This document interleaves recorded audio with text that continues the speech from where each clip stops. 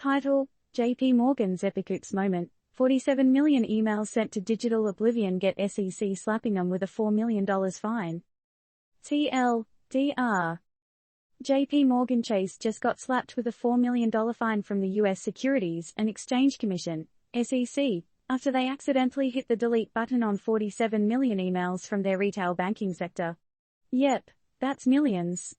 A blunder of digital proportions that covers emails from the beginning of 2018, and it turns out, the financial giant was actually supposed to hold on to these for 3 years as per SEC rules.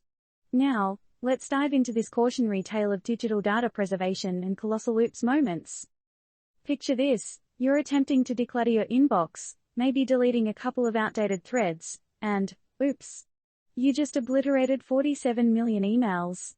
Well, that's pretty much what happened at JPMorgan Chase, one of the largest banking institutions in the US. Although, let's be clear, this wasn't a simple spring cleaning of email inboxes. These were emails dating from January 1 to April 23, 2018, from around 8,700 mailboxes, even those of about 7,500 employees who regularly interacted with customers.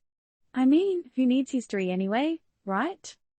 Here's where it gets interesting. JPMorgan was actually required by SEC rules to keep these emails for 3 years. You know, those tiny, little, pretty important legal rules? Yeah, those ones.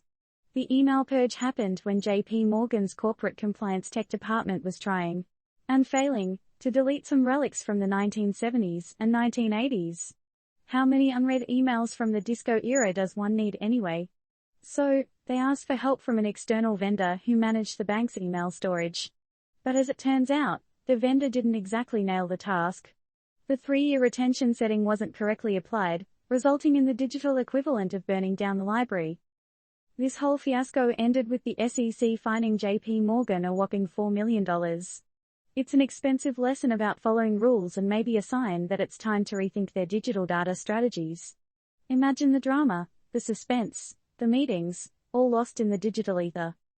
But hey, there's more at stake here than a few million in fines and an uncomfortable chat with the boss, right? We're talking about trust, security, and accountability.